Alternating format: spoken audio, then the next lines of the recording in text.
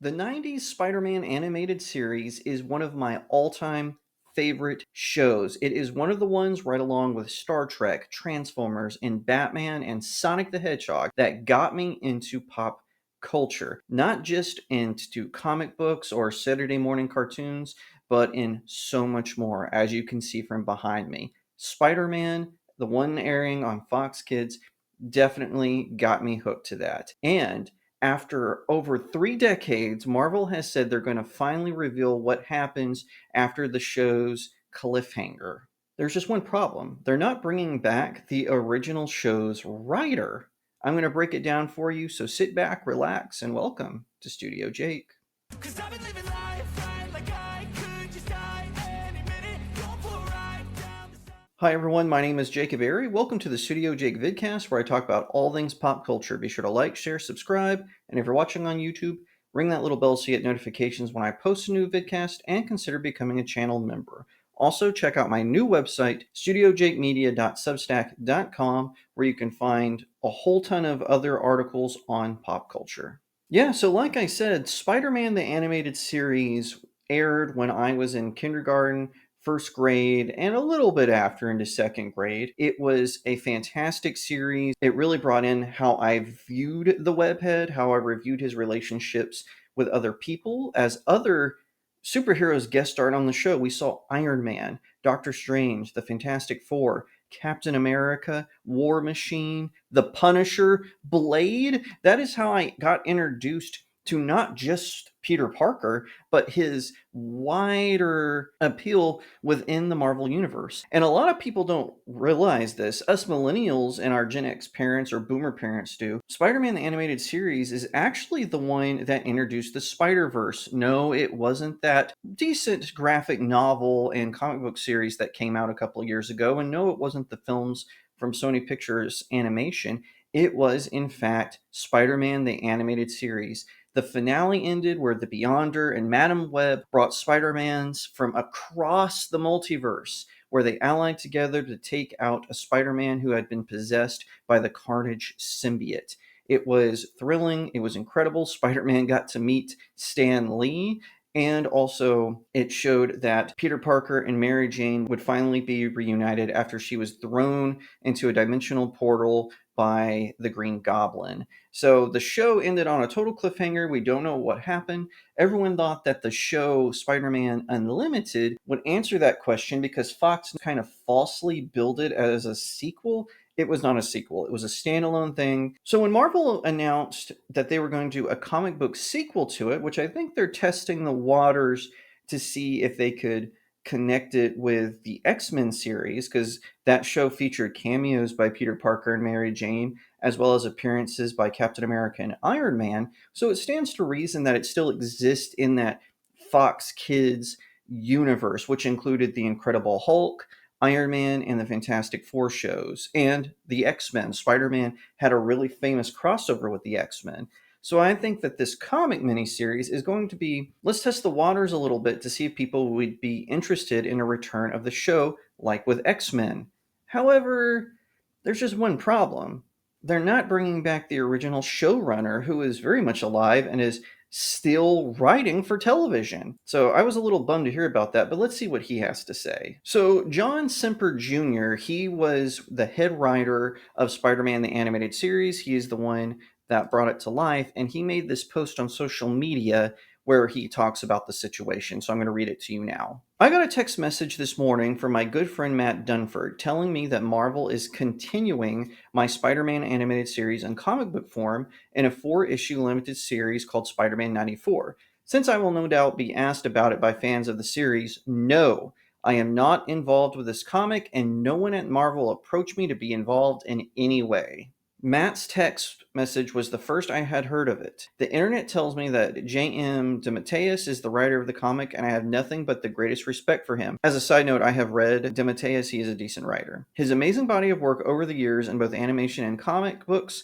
speaks for itself, and I'm positive this new comic is in great hands. I hired him years ago to participate in writing one episode of my series, which ran for 65 episodes, and I thoroughly enjoyed working with him. Where he now chooses to take the series story-wise is entirely his decision, but for the record, they are not my creative choices, nor do they represent any oversight by me. Yes, it would have been nice, some might say respectful, if Marvel had reached out to me at some point as a courtesy, but I have long ago abandoned all expectations that Marvel would acknowledge any of my contributions to the Marvel Universe, like, for instance, my creation of what is now known as the Spider-Verse. So I wish them all and encourage us all to celebrate with good cheer this 30th anniversary year of Spider-Man the Animated Series. And keep your eye on my socials, especially YouTube, because I intend to launch my own celebration of my series in the near future. In the immortal words of my mentor Stan the Man, referring to Stan Lee, "Nuff said." He goes on to talk about another series he is launching that he is going to be a part of. Yeah, I am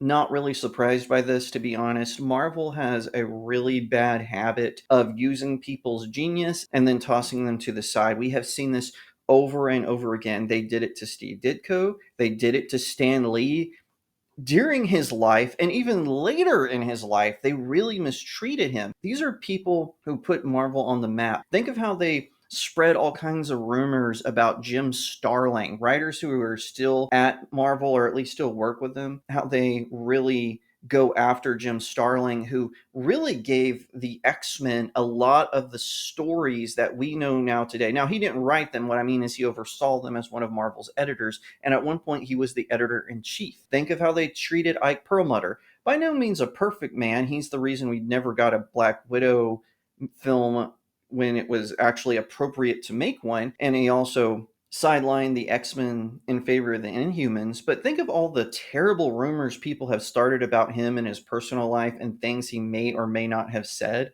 Marvel is notorious for this, and it is no doubt that Mr. Simper, who highlighted a lot of us, especially in the millennial generation, our Saturday morning cartoons, was Spider-Man fighting the Sinister Six, or as they were known in that show, the Insidious Six. For some reason, Fox didn't want them to say Sinister. Don't know why that is, but they were allowed to say Insidious Six.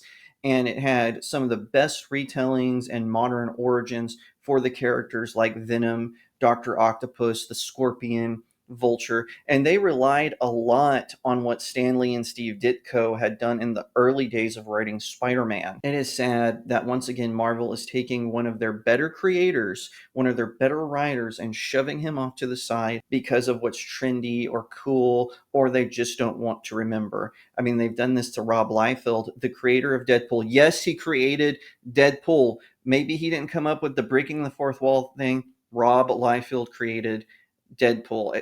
I'm so tired of people saying that. I'm not saying he didn't have a partner, but he did create Deadpool. I'm so aggravated with people trying to say Stan Lee didn't create Spider-Man. Yes, they had creative partners. I know that, but they still had a hand in it. So stop with the edgelord Gen Z nonsense.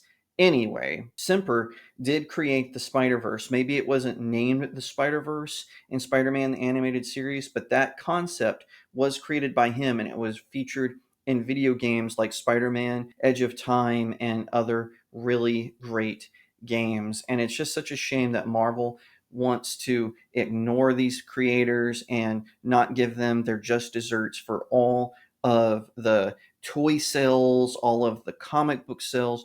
Because the whole reason I started reading Marvel comics, because at the time, now remember, I'm 6 and 7, I was only buying Sonic the Hedgehog and the Batman Adventures. Back then, you could buy them at Walmart. Walmart actually had these spinner racks where you could buy comics. And the only reason I even started buying Spider-Man comics was because of Spider-Man, the animated series. And like I said, if Batman was in the Marvel Universe, I would be all Marvel. Batman kind of keeps me grounded in the DC Universe. And I do enjoy stories like from Superman and Wonder Woman, but I came to just appreciate the Marvel Universe even better as I became a comic book collector. Not so much anymore, sadly, which is why I've started buying out of print graphic novels for some of the older runs, and I'm sick of Marvel treating its creators bad, treating them poorly. And I hope that if they do decide to relaunch Spider-Man the Animated Series, that they will bring back John Semper and having worked with someone great like Paul Dini, who made Ultimate Spider-Man worth watching. Because before, when Paul Dini wasn't on that show, it was unwatchable, and he came in and made it good. So love to see Paul Dini and Paul Semper Jr. come together to do a new Spider-Man animated series season. If you like that video, be sure to give it a like, share it out to all your friends, leave me a comment, tell what you think, and subscribe. If you're watching on YouTube, ring that little bell to get notifications when I post a new vidcast, and consider becoming a channel member. If you want to support me in the work that I do, go to my new website, studiojakemedia.substack.com, where you can read most of my articles for free. But if you do subscribe at different tiers, they unlock perks, including being able to choose something for me to write about at the website or for me to talk about here on the vidcast. On that same website, there is a conveniently titled section called Buy My Books, where you can find links to all of my novels. If you click on one of them, you can purchase one or all four. They're all available on Amazon. I hope that you will read them and leave me a 5-star review. It really helps out small indie creators like myself. Once again, thank you so much for watching, and I'll see you next time right here on Studio Jake. 'Cause I've been